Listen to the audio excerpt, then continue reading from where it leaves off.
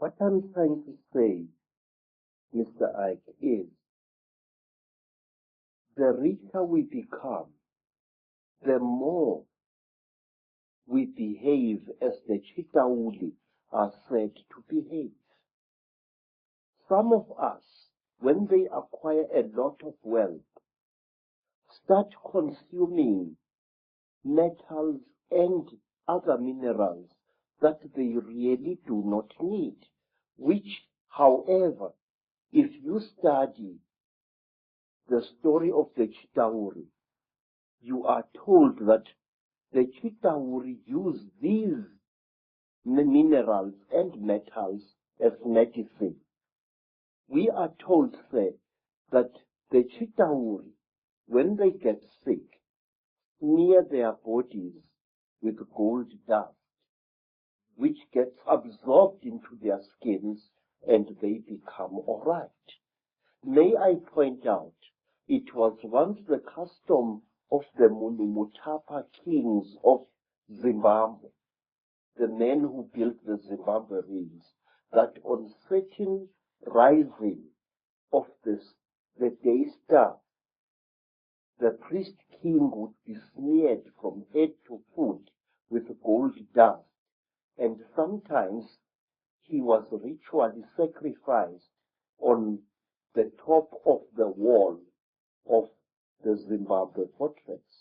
And to my amazement, when I visited South America, I found that the ancient Mayans had exactly the same custom where a god king was smeared with a mixture of fat and gold dust.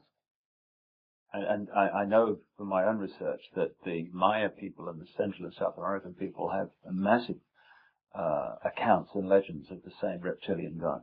Yes. The thing is, if you read the ancient stories of our people or you listen to them spoken by the storytellers, you find that we human beings are somehow programmed to alter the world in which we live and render it uninhabitable to ourselves. We are told, say, by the griots of Nigeria, by the griots of the Dogon people, that at one time, a few thousand years ago almost, the entire Sahara Desert was not a desert at all. In fact, photographs have been taken of the certain parts of the Sahara from high up, which show ancient irrigation systems where there is now wind-blown desert. Question then, are we being used as instruments for the destruction of our own species? I say yes. The wealthier a person is, the more like a Chitauri he or she behaves. Some wealthy people even go to the extent of throwing away their old spouses and acquiring new ones, exactly as King Samahongo of the Chitauri does. He kills and eats all his wives when they can no longer make love to him properly, and he acquires new ones. He killed and ate 36 of his wives over a long reign, and only one wife was cunning enough to keep out of his clutches. You see millionaires divorcing their wives and acquiring new ones. And the Chitauri, unlike traditional Africans, believe that a female is inferior to the male. And so do the wealthy people who acquire great wealth in this world. They tend to look down upon women and even to abuse them. Well, let's connect this into the present day. And one thing that is a constant recurring theme is the reptilians or an extraterrestrial race interbreeding with humanity and creating particular bloodlines. And you've got an amazing artifact, I guess that's the word, necklace here, which I know is incredibly heavy, which has a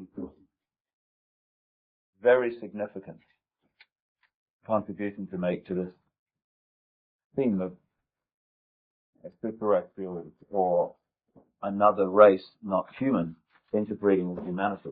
Now, first of all, where did this come from? So, we don't know. This necklace has been around for so long that we don't exactly know from which tribe it came.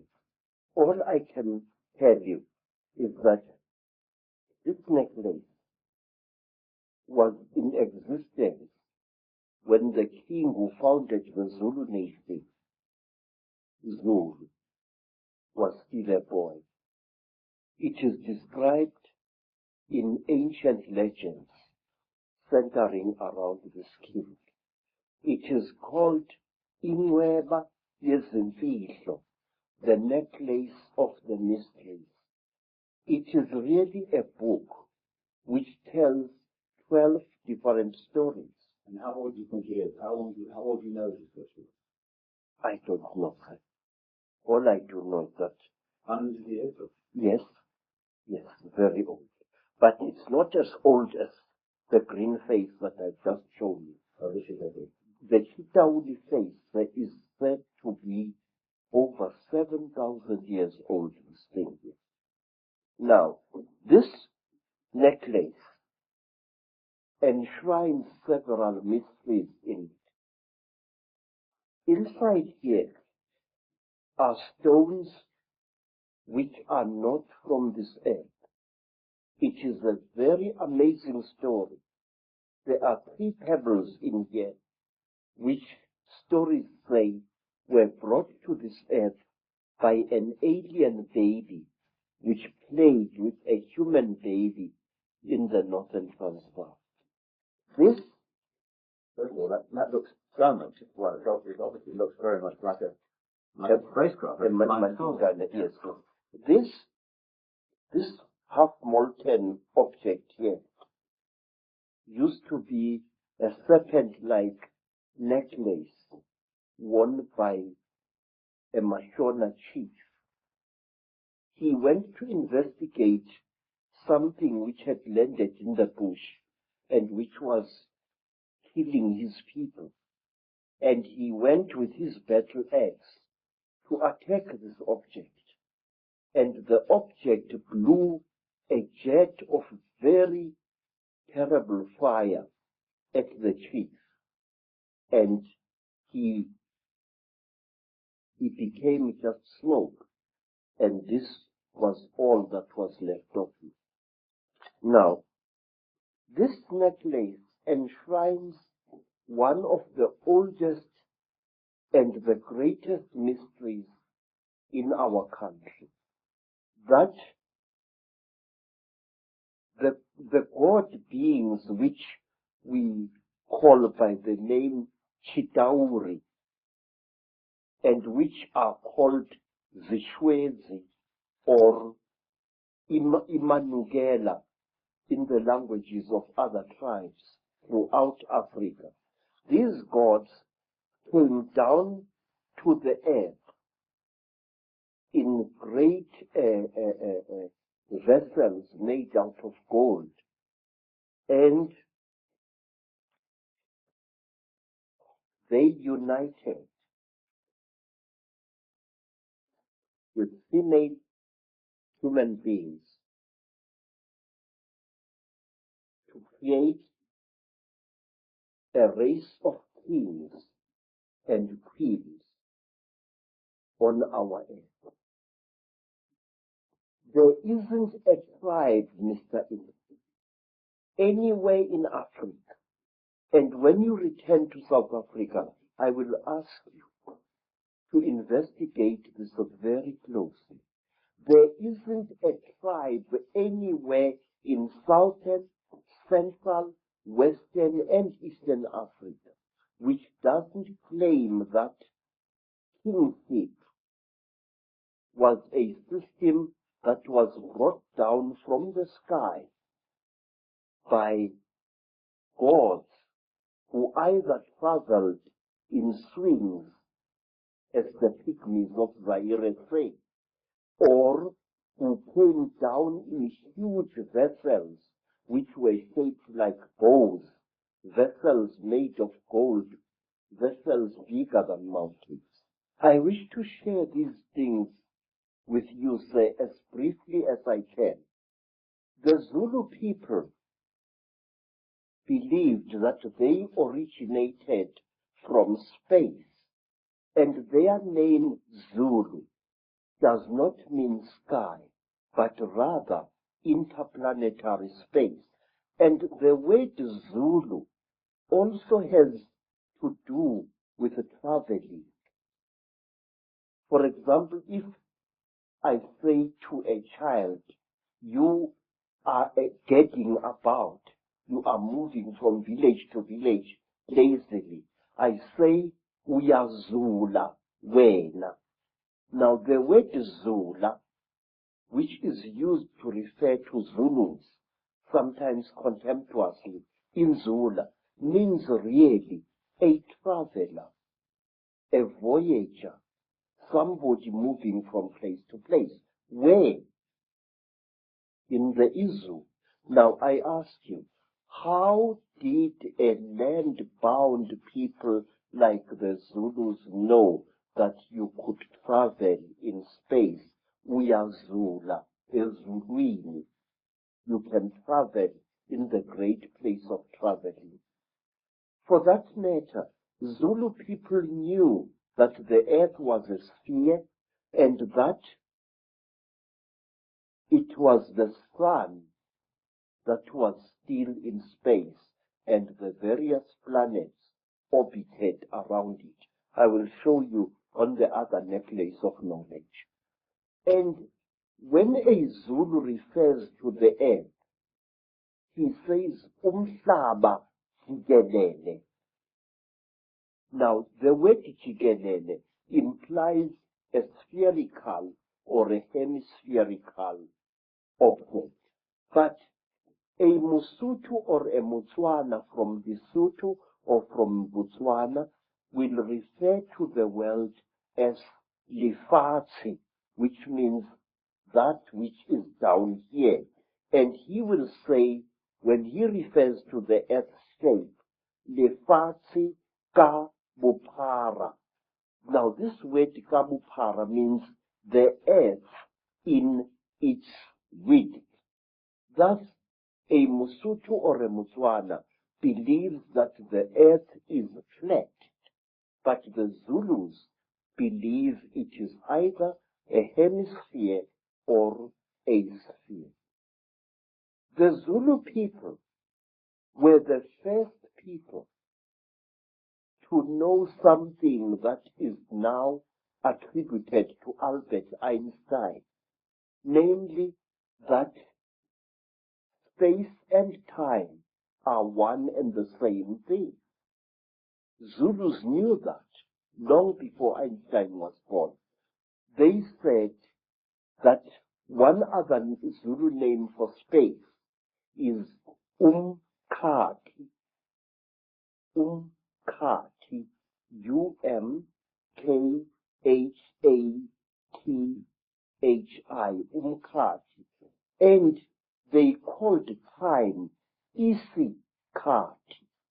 So you can see that Zulus, supposedly a nation of skin-wearing primitives, were aware of the fact that space and time are one and the same thing. And further, that if you could find the river of time, you could travel into the future and into the past.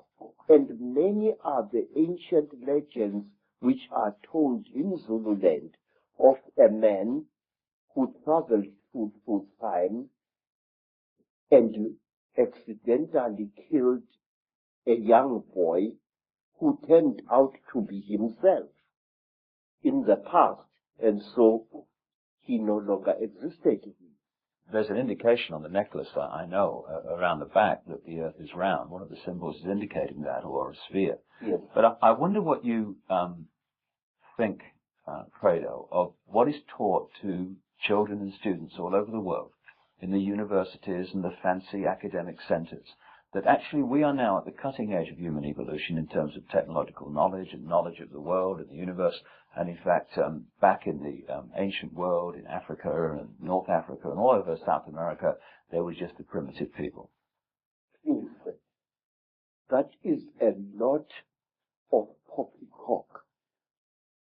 In fact, in my long investigation into our past, I can tell you proudly that our ancestors were 20 times cleverer than we are. What I feel and what I think is that in the past, human beings were cleverer than we are today, and that human beings knew more than we know now. We are not progressing, Mr. We are simply rediscovering things that were known by better men and better women than we are thousands of years ago. I wish to offer you proof of this, some of it at least. Say, there are things that I have found in my travel through the world, things that prove to me that our ancestors were highly advanced in chemistry. Our ancestors had become so clever that they could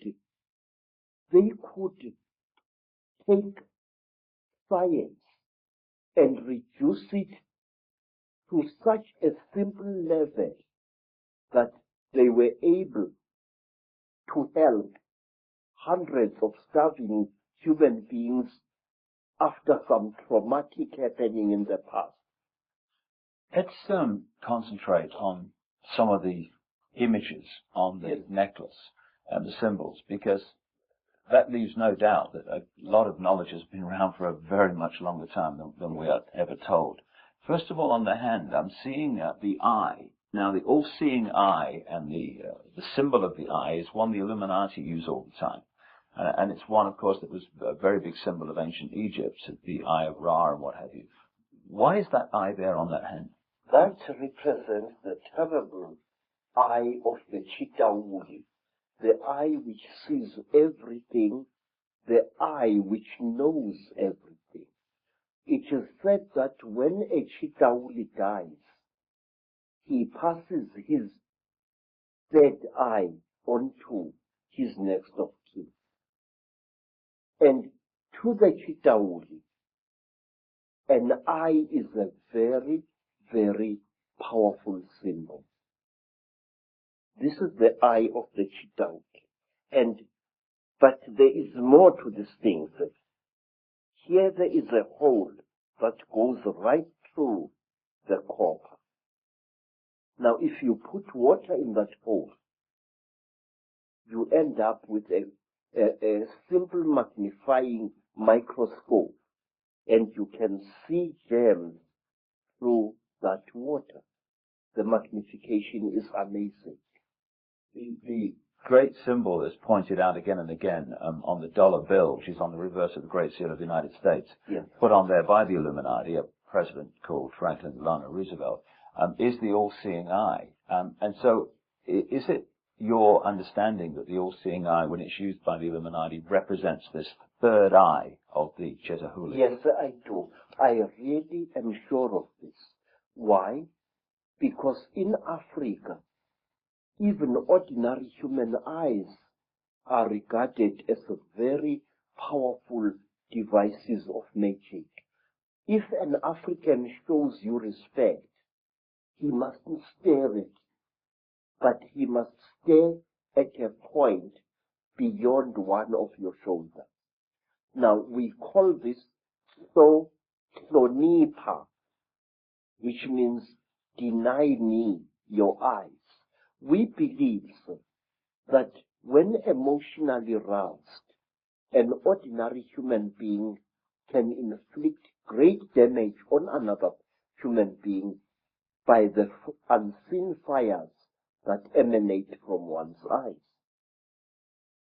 We believe that a Zulu warrior must never allow his dying enemy to look at him. For example, when a Zulu was killing an enemy, he used to cover that enemy's face with his shield to prevent the enemy looking upon him with his eyes and putting a curse upon him. It's interesting. People who experienced the Chitahuli, the reptilians, in relationship to the British royal family and others at various rituals, have said that at the point of sacrifice, the point of death in the sacrifice, that these reptilians stare into the eyes of the person dying, which would kind of fit why those warriors were very concerned about that. Yes, sir. What are they doing then? We have got a ritual, sir, which covers many fields. A ritual which is called ukuthatha umoya, taking away the soul, where when a king is dying and he is fighting to pass on his knowledge and his courage to his successor, he would demand that the successor should stare heavily into the dying king's eyes. And also, when a creature is being sacrificed in Africa, whether it's a human being or an animal, that creature must be stared at by the sacrificer so that its spiritual characteristics are drunk in by the one sacrificing it. I have seen many times on hunting expeditions in Kenya, Tanzania, and other parts of Africa, when a lion is just about to breathe its last, the hunter, one of the hunters, will stare into the lion's eyes until the lion's eyes start glazing in death. It is drinking in the soul. We believe that the eyes are not just for seeing, that they are for taking as well. Now, on the hand here is what looks like the symbol of the constellation of Orion. What's the significance of that? Say, people throughout Africa believe that the original human beings either came from Orion or the gods for whom read the Chitauli and many other alien nasties actually come from that constellation. We call it the constellation of Umhambi, the one who travels very, very far away. And we call this constellation also the constellation of Matsieng, the giant who was sent by God to this earth to create the first human beings. Matsieng was accompanied by a male lion with a very black mane, and he was also accompanied by his dog. And he traveled throughout the world. He first created the first race of human beings, and they were so stupid in appearance that he buried them alive in a cave, and then he created the next race of human beings, which was clever, and we are the descendants of that race. Also on the hand is what we would call today the Star of David, which of course is not actually a Jewish symbol. It started being used quite relatively recently in that sense, but it's actually a symbol that's been found all over the ancient world. What's the significance of that being on the hand? There are several interpretations of this very powerful magical symbol. We say that there are actually two universes living side by side.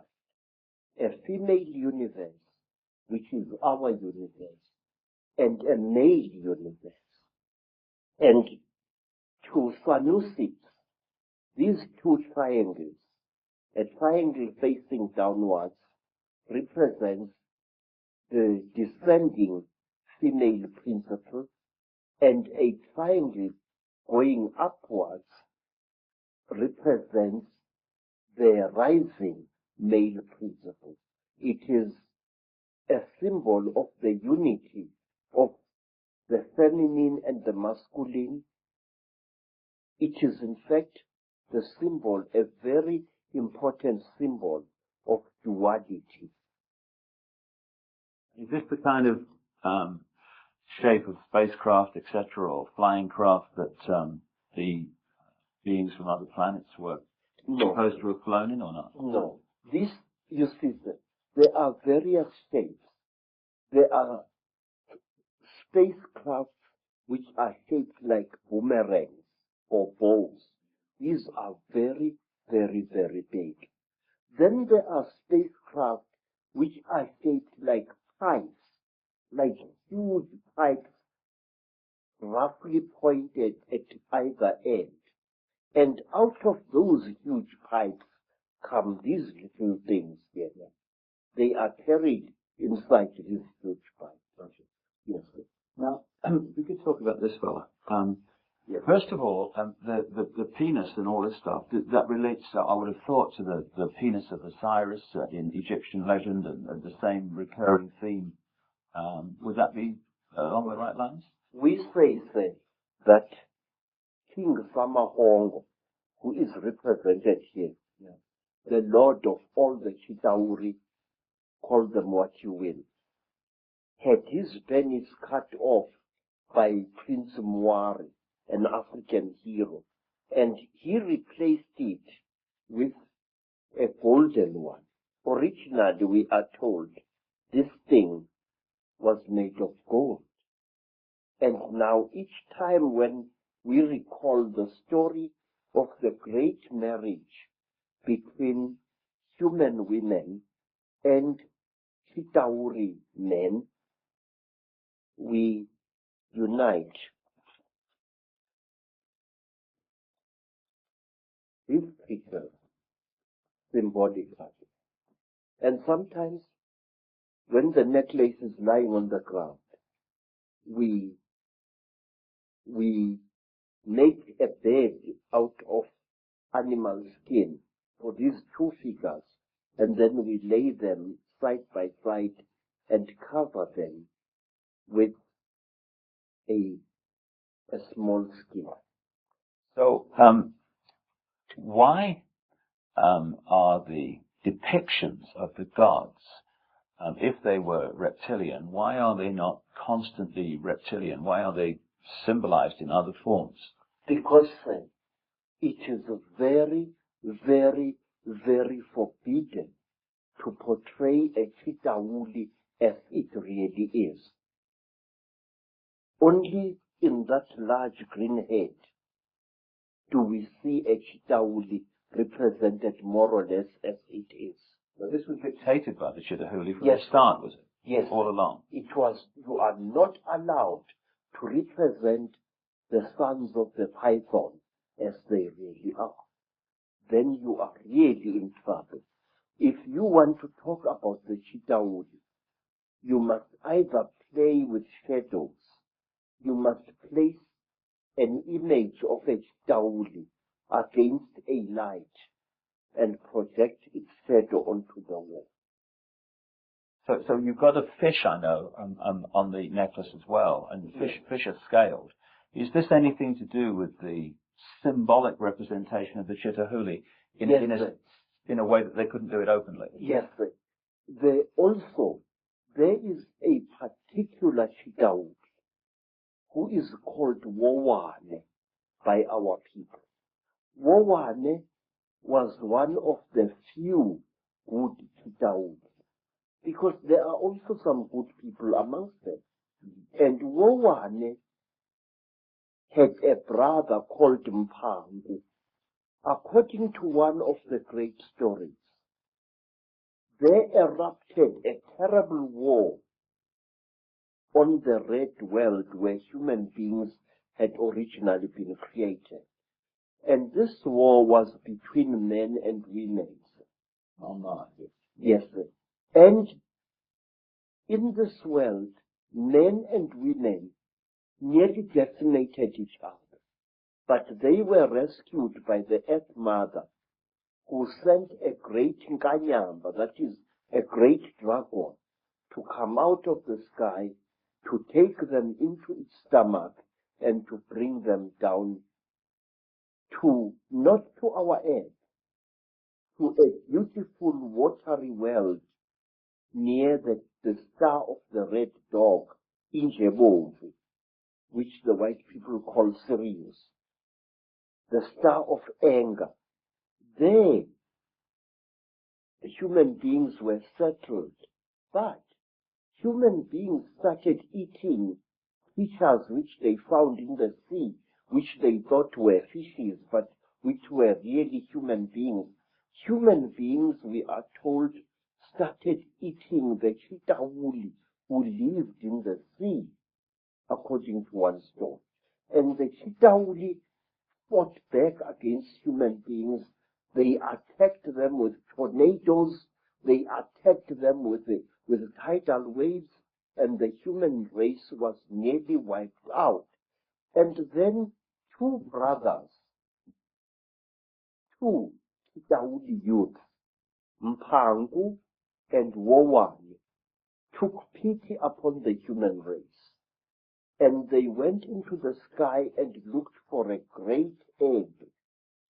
And they hollowed out this egg, emptied its contents out, and brought the egg to that world, and loaded the surviving human beings and brought them to our world here. We say that Wowane gave us the power of kingship. He brought it out of the sky. And if you notice, in many parts of Africa, ancient kings used to wear a wooden helmet with golden horns.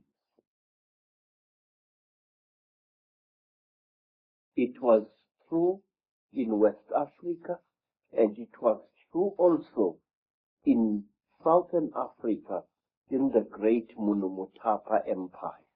The horns representing the Chitahuli. Yes, the power of the Chitahuli. Because to a Chitahuli, horns are not just for goring other Chitahuli as oxen gore each other. No. Horns are a symbol of status, and through its horns, a Chitahuli is able to communicate with human beings far across the face of the earth. So the horns were like antennae then? Yes, they were instruments of projecting power. In fact, it is said by storytellers that King Samahongo punishes those Chitahuli who show mercy to human beings by pointing at them so that both their horns fall off their heads. And the Chitahuli is therefore unable to direct human affairs through his or her horns.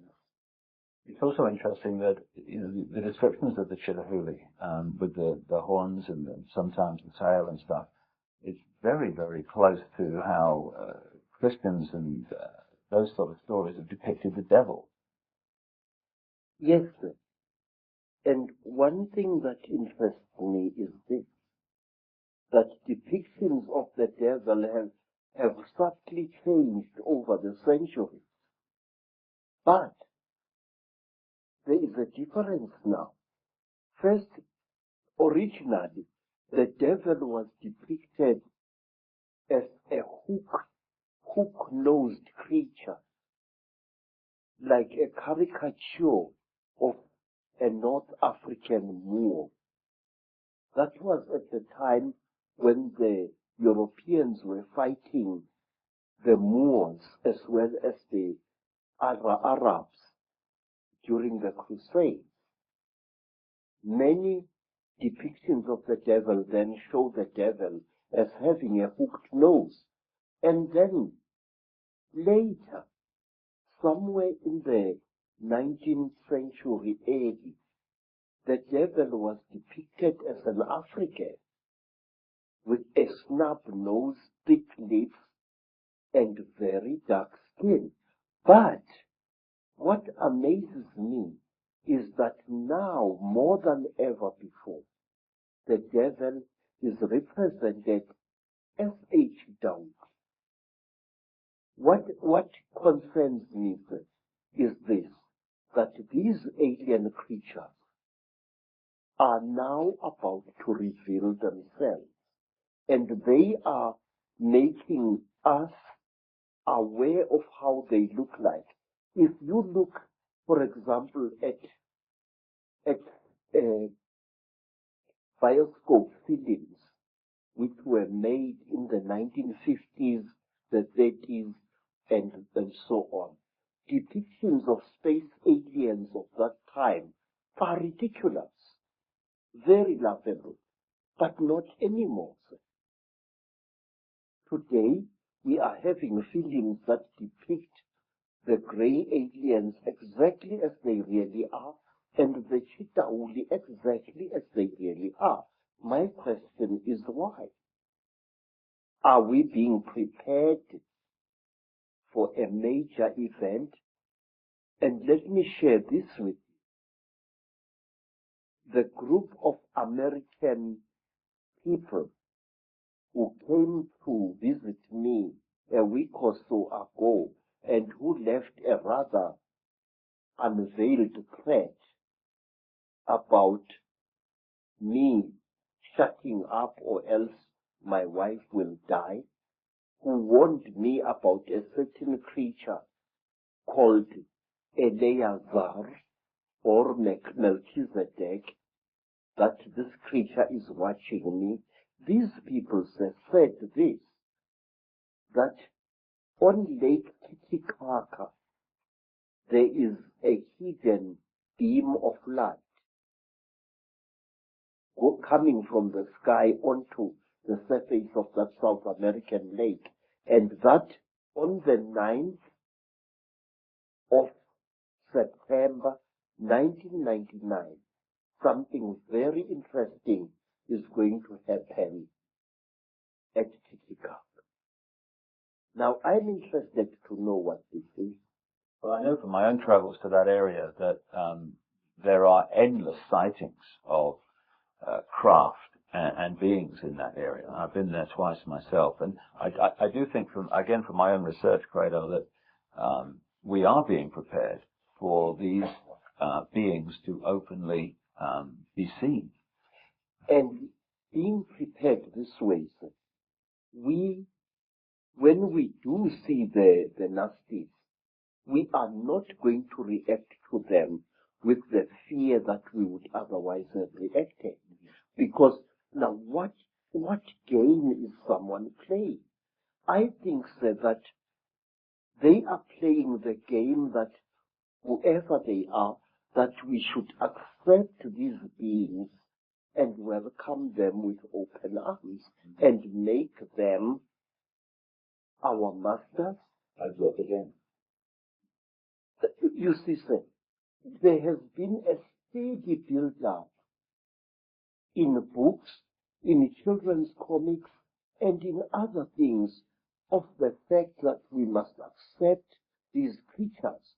It started with the film E.T., where a cute little alien creature got lost on Earth and fought hard to be accepted by human beings. I think the same thing is on the cards. The question is why? One other thing I would just like to raise before we move into the bloodlines and their connections to the Illuminati is one thing that keeps coming up in my work is that some of these Chitahuli, these reptilians, at a high level of their hierarchy are actually white. Have you come across that? Yes. They are not white like white people. If you take white cardboard and you soak it in dirty water, that is the color you will get. That is the color of the Chitahuli. And wait, sir, let us think carefully about this. According to African storytellers, the Chitahuli have got cold blood. They feel cold very quickly. And where they dwell under the earth, where the great sun god banished them, they dwell there surrounded by great fires because their blood is cold. They freeze eternally. And so if you come across them in their caves, there are many, many cooking fires lit there. That's interesting, with the symbolism of the devil being in the fires of hell. Yes, sir. Yes, sir. And there is another thing. The Chitahuli, their eyes, terrible as they are so efficient that if a Chitahuli appears suddenly into the hot African sunlight, two things happen to him. His skin dries and blisters, and he goes totally blind. In fact, sir, there have been a strange race of aliens which have been seen in Africa, even by white people, which I think are actually Chitahuli. When you run and the thing chases you, it stops immediately when a car's headlights hit it and it becomes blind. Another thing, we are told amongst our people that a Sangoma must always have a bogo. This is a sharpened wooden stick, which he or she must carry at night. We are told that a sharpened stick is the only weapon by which you can kill a Chitahuli. Well, of course, again and again as you speak, what comes to mind is the story of Dracula. Count Dracula, the stake in the heart, the blood drinking, which is precisely what this Chitahuli and their crossbreeds seem to be into. But it is not just any wood that you must use against a Chitahuli. We believe that Rhodesian teak, a wood which has got a strange bitter taste, is the one type of wood that is poisonous to the Chitahuli. And down there, you see a long stick that I am carving in preparation for the year 2000. I might not be alive to see the year 2012. But this stick, which I've been working upon for the last 5 years, is going to be the one stick which my successor will carry, and it will end in a sharp point. This wood, Rhodesian teak, is the wood that we say can actually kill a chitauri.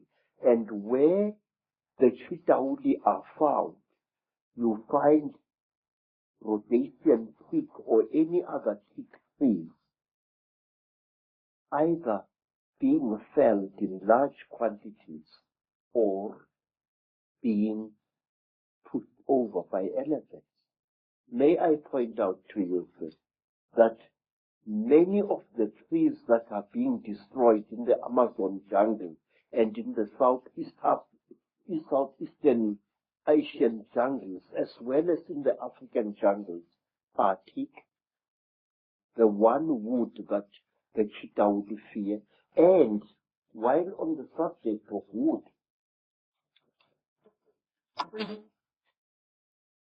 the only mask that can protect you against the cheetah wood is a mask made of teak.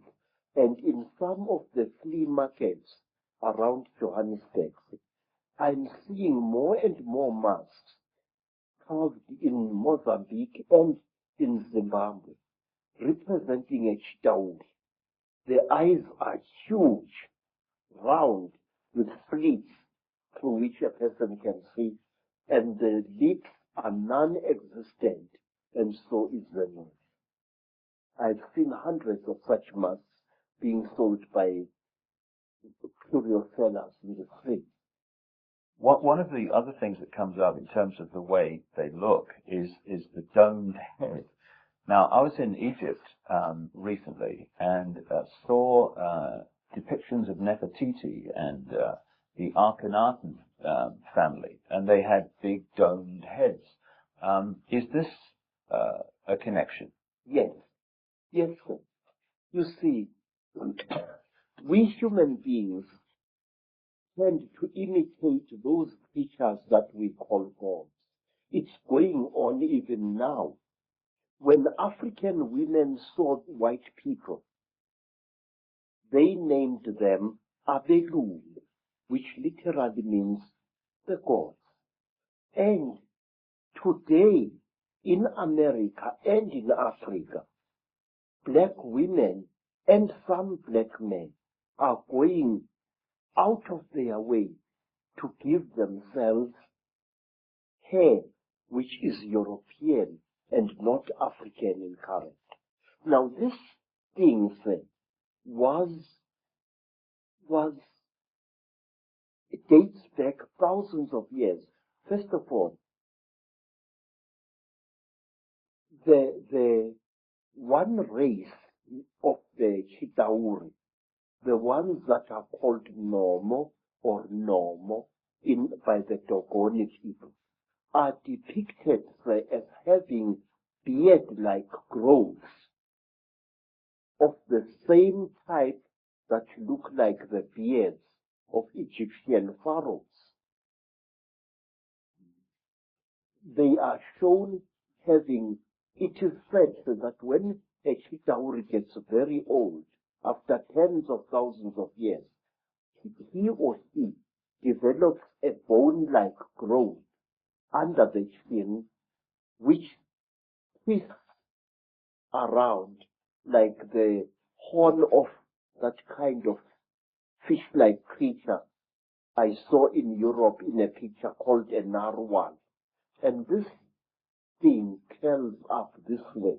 Now, Egyptian pharaohs used to wear beards like that. And some African kings wore beards like that, real beards or even false beards made out of ivory or out of the tusk of a warthog. And there was a time definitely in history when African kings as well as Egyptian pharaohs went out of their way to imitate the appearance of the Chitauri. Kings like Nefertiti had their faces misrepresented by the court painters. They looked exactly like the Chitauri as near as possible. The high cheekbones, the drooping chin, the unusually large head. African sangomas, African inyangas, ancient Egyptian pharaohs, all of them used to wear headdresses that made their heads look much larger than they actually were. If you look, say, at the crown, certain crowns worn by Egyptian kings, the whole head, the crown, is intended to be an extension of the pharaoh's head to give the pharaoh an appearance of above average intelligence. In Africa, we had kings who favored headdresses made out of the scrotums of elephants or rhinoceroses or even buffaloes. A scrotum which was dried and made bulbous and worn on the head by the king to make his head look larger than it was.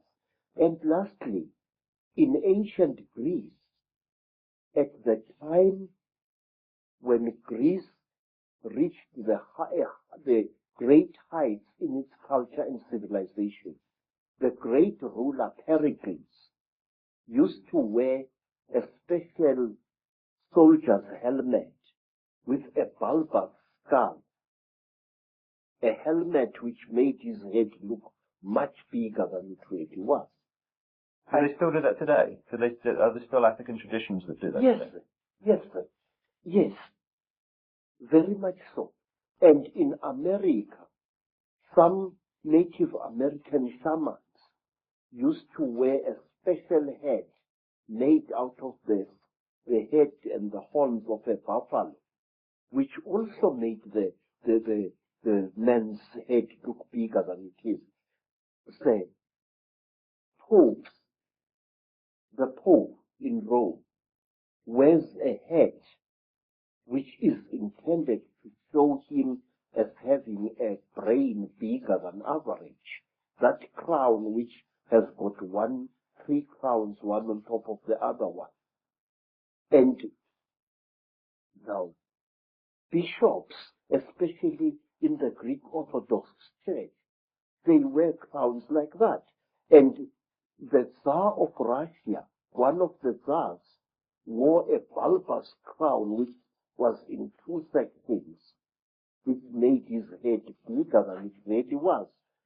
And in Persia, in Iran, some ayatollahs wear a turban whose effect is to make the man's head look bigger than it is. So does a Sikh.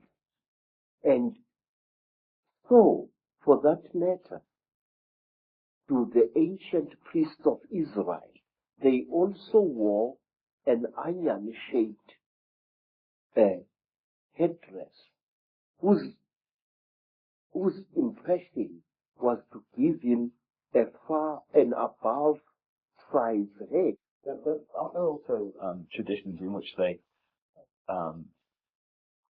manipulate children's heads as they're growing so that they become more stone-like? Yeah. During my travels in Africa, sir, I came across an amazing people whom you must visit. They are called the Mangbetu people, and they live near Lake Rudolph in Central Africa. They are a beautiful, aristocratic people. And what they don't know about the universe is just not worth knowing. The Mangbetu people believe that an elongated skull with a flattened forehead pleases the gods. They flatten the skulls of their children, causing constant headaches to the child even when the child has grown into adulthood. And I asked a beautiful Mangbetu woman, "Madam, why do you torture your children this way?"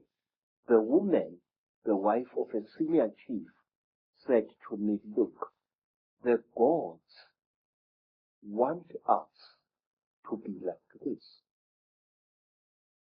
Story that you're telling, Credo, from the African perspective, is it in effect the same story as told in the tens of thousands of clay tablets found in what we now call Iraq, become known as the Sumerian tablets, that talk about a race of gods called the Anunnaki, who came in and brought knowledge, ruled the people, and interbred them?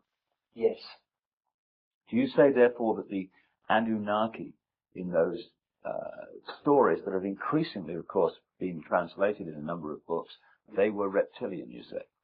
Say, all I do know is this, that here in South Africa, amongst the Xhosa people, amongst the Zulu people, there are beings who are very revered even now, and they are called Amanuna or Amanono.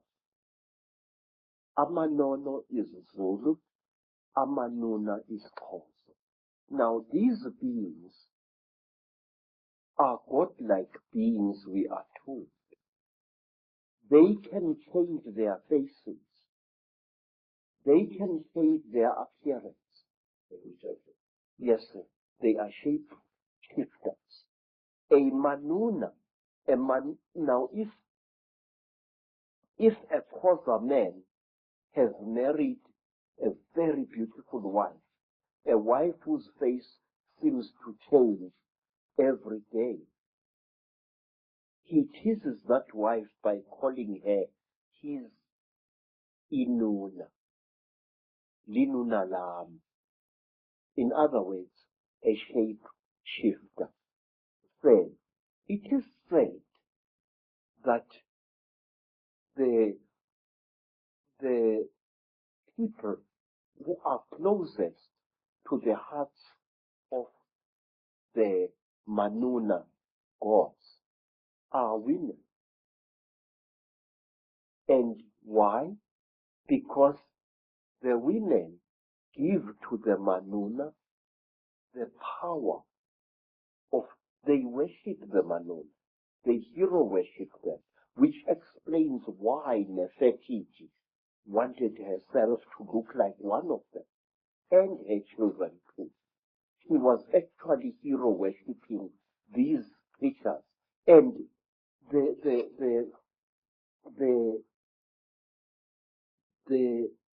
how you say, women say, are copycats, and I'm not being sexist when I say this. Women will copycat any being that they think is supreme. In Egypt also, you have the python-like headdresses, which are pretty obvious when you look at them, that the pharaohs were connected with. Yes, sir. And the reptile has played an unusually strange part in the culture of all African tribes. For example, it is my suspicion that we black people of Southern Africa are going to be deprived of our nationhood in the very near future, and that we are going to be ruled by people of Uganda. But wait, what is the real meaning of the word Baganda? Baganda. And what is the creature that you see depicted on the walls of houses and on the roofs of houses of some of the greatest empires in Africa? It is the python. There was a golden python which was used as a decoration on the roof of the house in which the king of Benin, the Oba, lived. Zulu people revere the mamba, a very terrible snake. Zulu people revere other snakes as well. And in Venda, in the northern Transvaal, the Venda people regard the snake as well as the crocodile as sacred. And they, even today, their girls dance at initiation, a long, rather sinuous dance representing the movements of a python. And they call that dance the Domba dance. And Domba is the ancient name for a female python. Well, wherever you look, all over the world, whether it's the Maya of Central America, South America, Africa, anywhere, the symbolism of the snake, the crocodile, the representation of the reptilian is there. You go into Europe, and the Illuminati created cathedrals like Notre Dame in Paris. You've got the stately homes of the aristocracy, etc., with the gargoyles, the reptilian figures. It's been in our face, but we just somehow have had a blind spot to see it. We human beings have idolized the reptile since the very supposed birth of our history. Go even further, much further. What was the creature which was honored by the ancient Greeks in their Delphic oracle? The python. What is the creature that stands next to the figures of the goddess Athena? The python.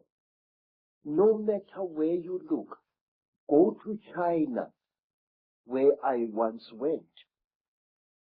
Who are the principal characters who brought wisdom to humankind?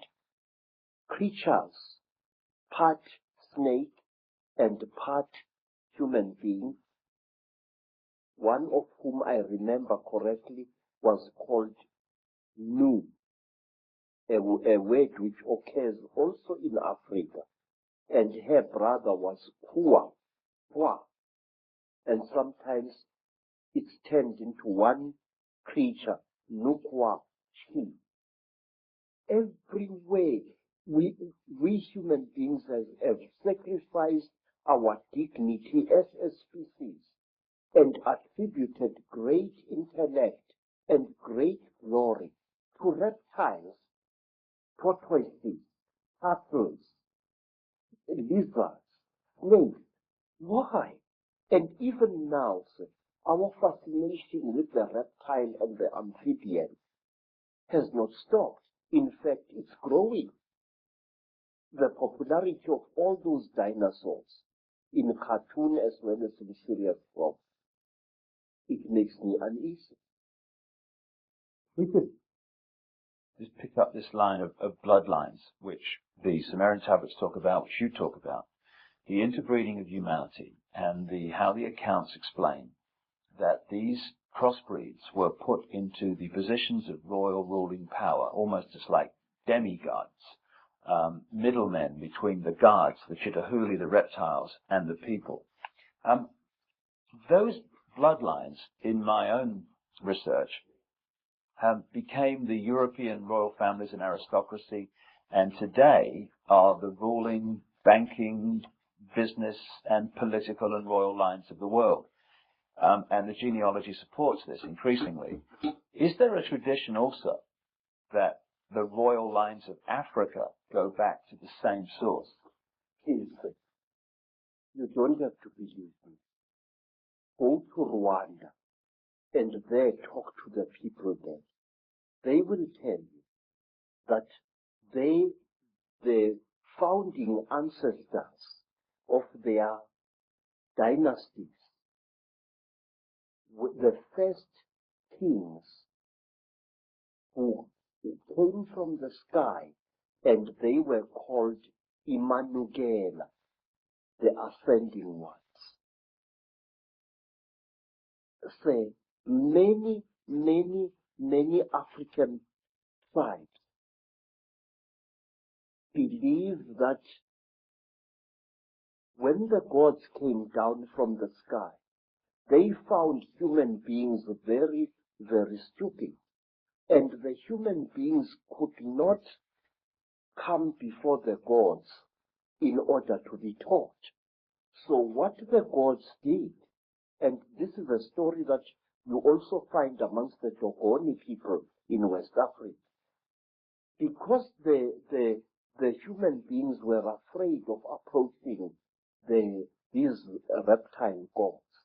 The reptile gods cold-bloodedly slaughtered one of their number and fed out its flesh with a specially gathered crowd of human beings.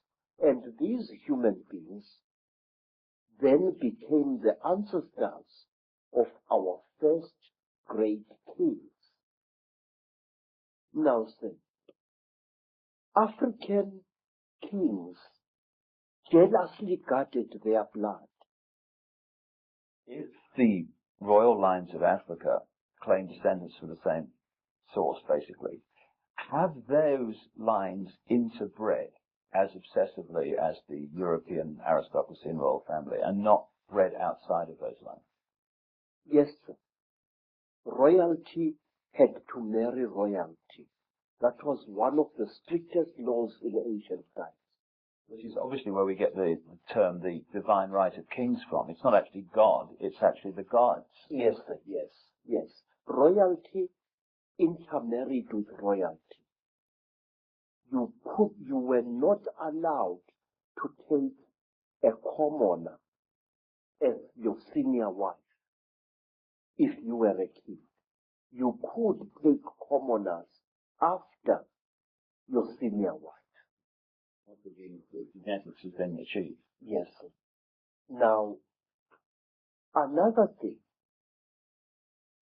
it is like the Sangomas. Very, very strictly speaking, a Sangoma who was sometimes viewed as a king or a queen was not allowed to marry outside her caste or his caste.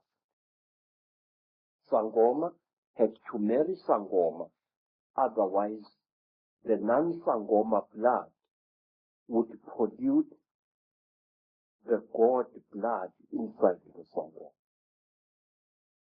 The lady that I've quoted in my books, Kathy O'Brien, who wrote her own book, Transformation of America, about being a mind-controlled slave of the American elite, she talks in there about seeing George Bush as president and vice president shapeshift into a reptile.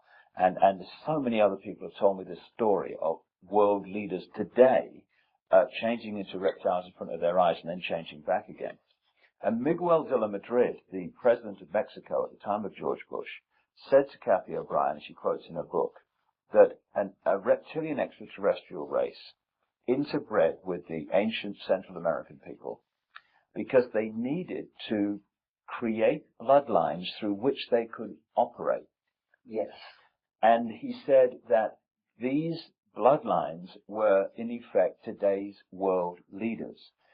Does it fit with your knowledge, Credo, that the royal lines of the Chitahuli reptilian human interbreeding that become the demigods and the royal families, etc., that they have gone on in Africa, as well as the rest of the world, to become the ruling lines and the ruling people of these countries? Yes, many of them have.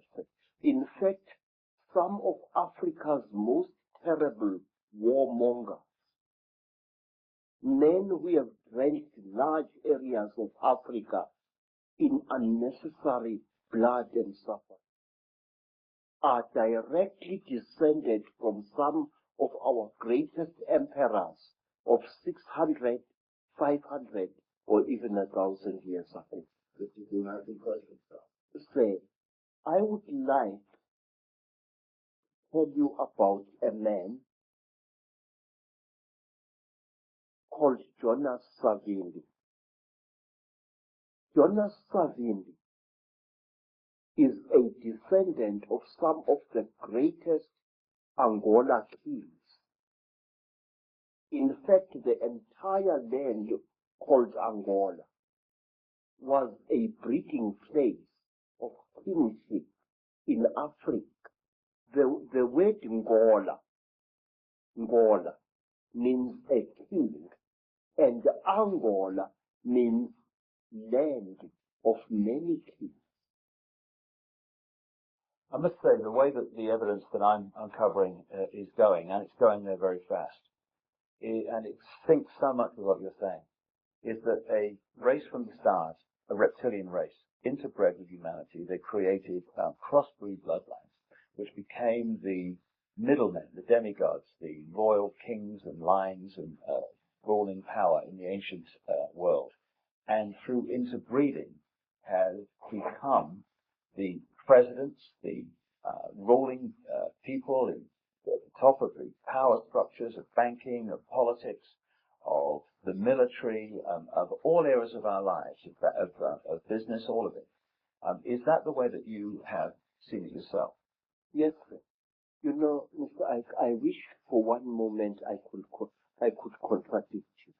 But for the last 40 years, I have observed an extremely disconcerting phenomenon in South Africa and in other parts of Africa as well. And this is the phenomenon. You find a rising black leader, a real leader amongst men, a ferocious activist for the rights of his people. This man starts something, whether it's a revolution or whatever, he starts it. And you look at his ancestry, because in Africa we look very closely at a man's ancestry. And you find that this man is nothing. Although he is doing such great deeds, he is actually a descendant of very peasant people.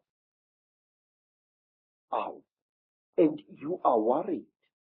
And all of a sudden, this black man will come to a sudden violent end, and a person who is totally new will take his place. And when you look at the ancestors of these people, this man, you find that he, or even she, is a person of very, very ancient African royalty. Now, let me show you. There was this war in Rhodesia, and many people got killed there. And there was a very fierce and dedicated general.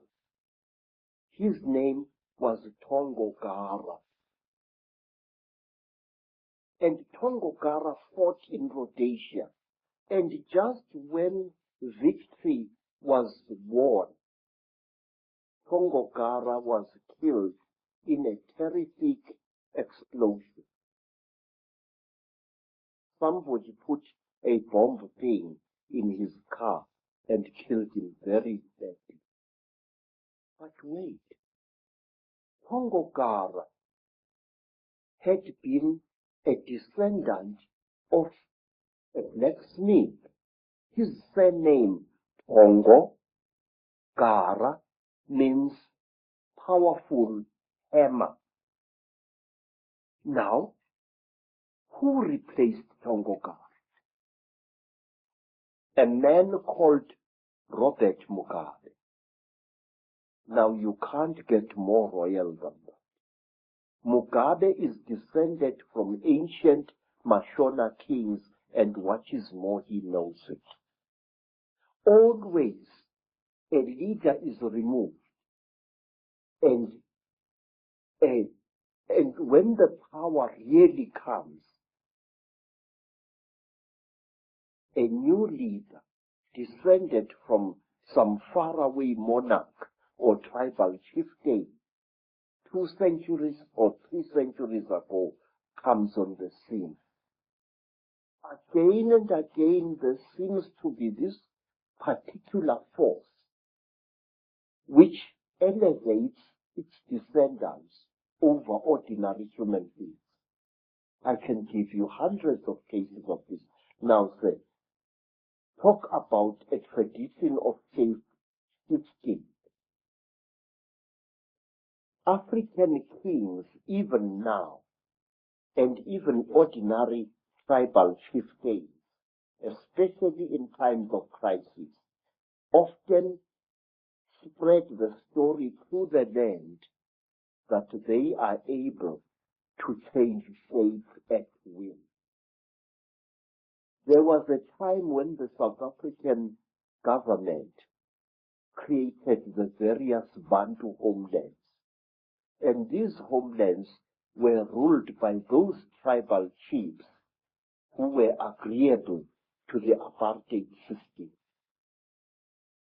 Now, some of these chiefs were very unpopular with the people on the ground, and so to build a charisma around themselves, these chiefs used to tell people that they are capable of changing shape at will.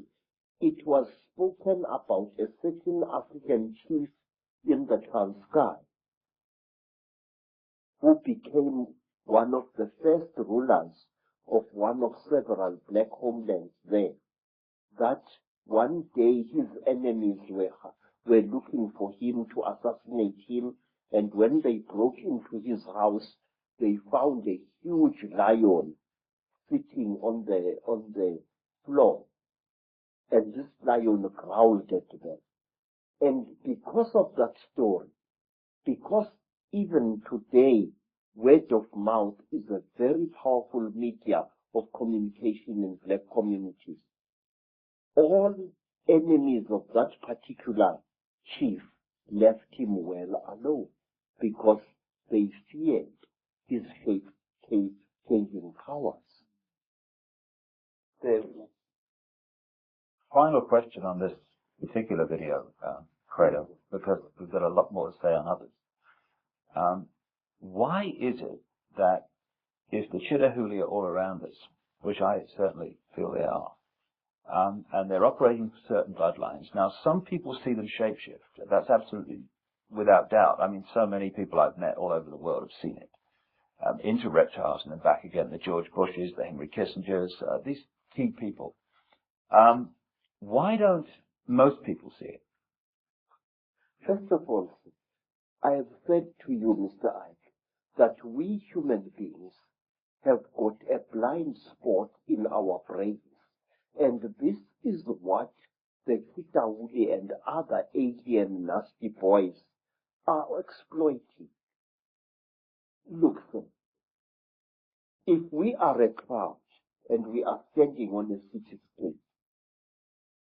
we will see a man suddenly grow an extra arm.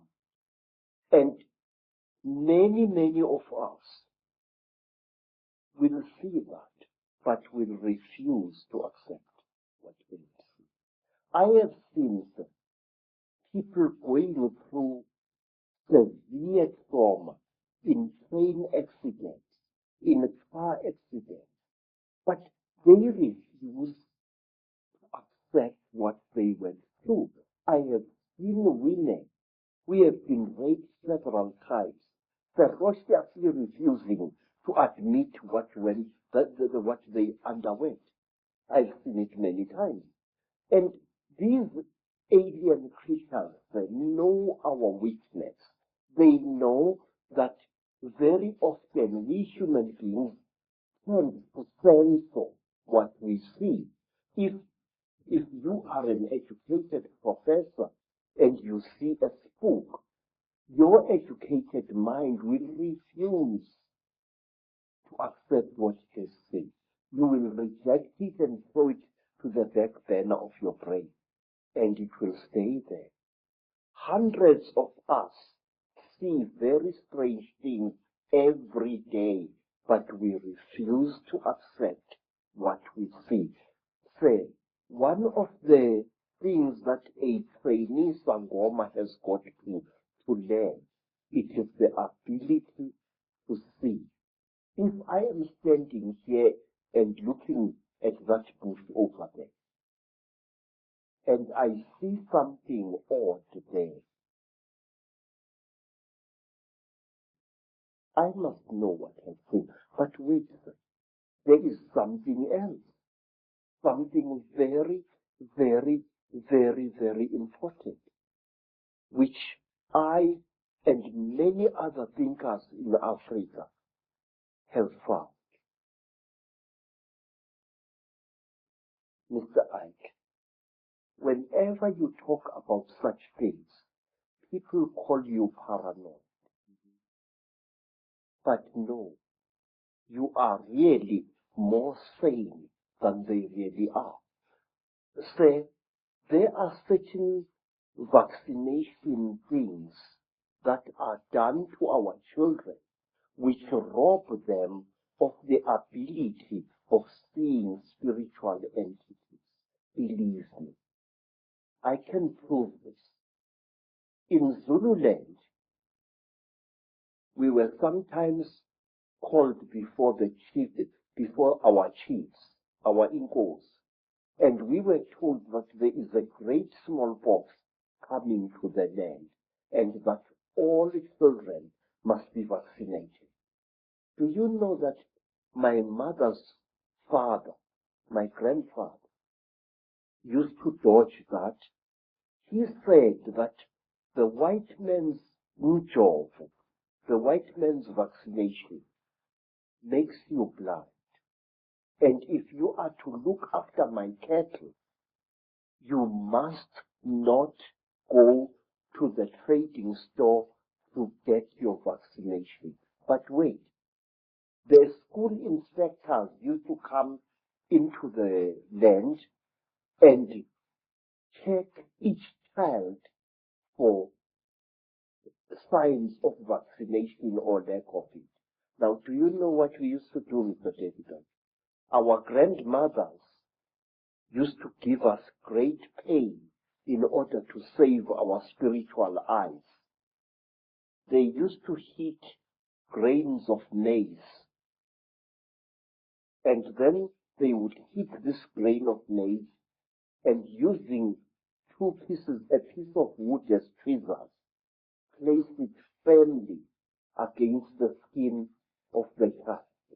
So when the school inspector came, he saw these blisters and assumed that the child had been vaccinated, but in fact it had not. And this was done to us many, many times.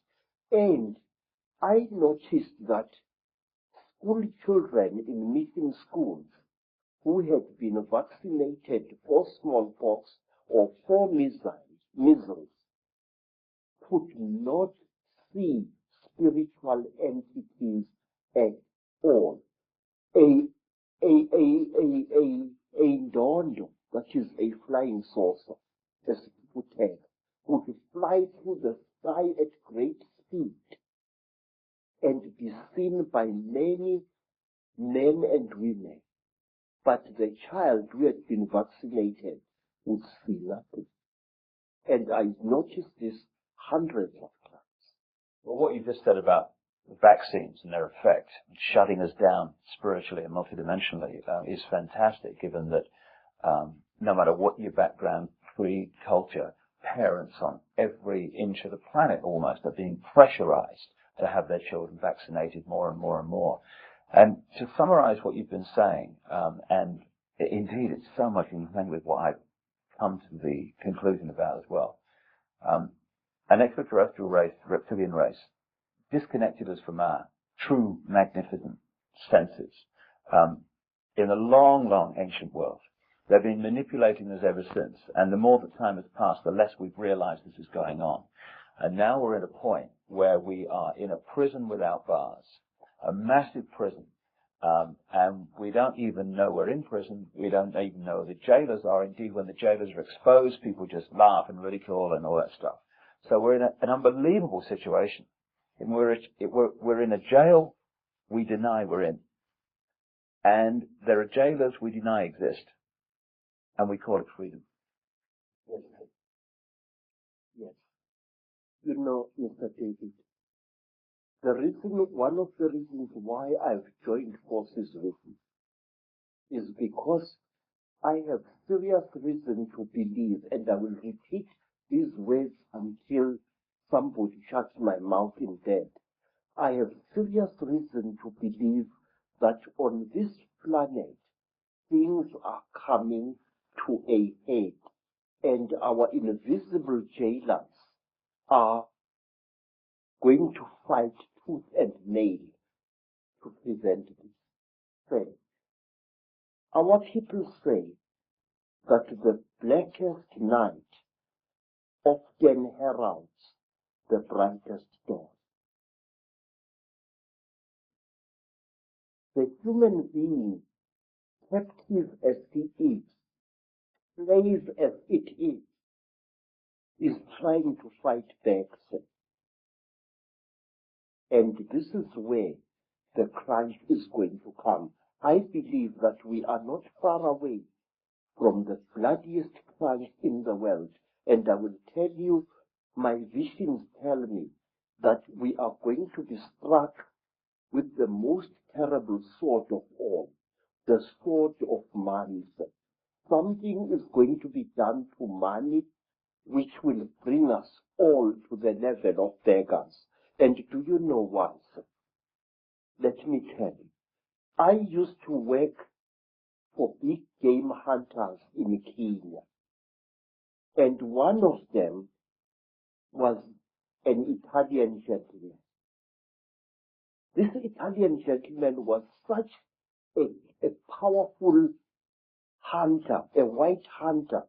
He used to shoot 2 bull elephants a day in Kenya, and he used to celebrate the shooting with a huge bottle.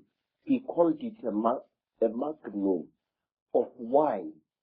I remember him pouring some of the wine onto the heads of the dead elephants. And then, one day we went with this man to the land now called Rwanda, which used to be called Rwanda Uri.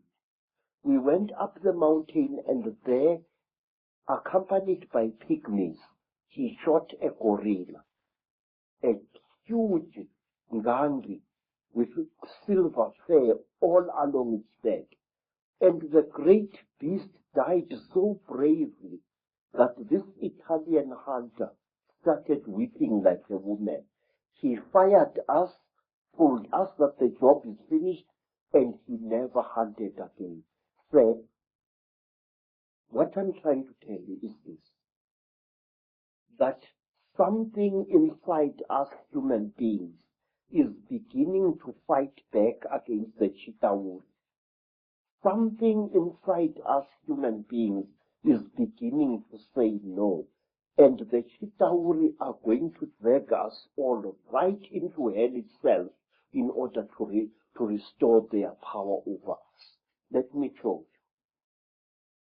Who would have thought in the 1950s, during the time of the Cold War, when everybody was expecting a bloody Third World War between Stalinist Russia and the Western nations, when British, American, and even Russian nuclear bombs were exploding all over the place, who would have thought that a few decades after that, there would come a time when a group of young men and women, the people of Greenpeace, would sail their ship, the Greenpeace Warrior, into a nuclear zone to prevent the French from testing one more atomic bomb.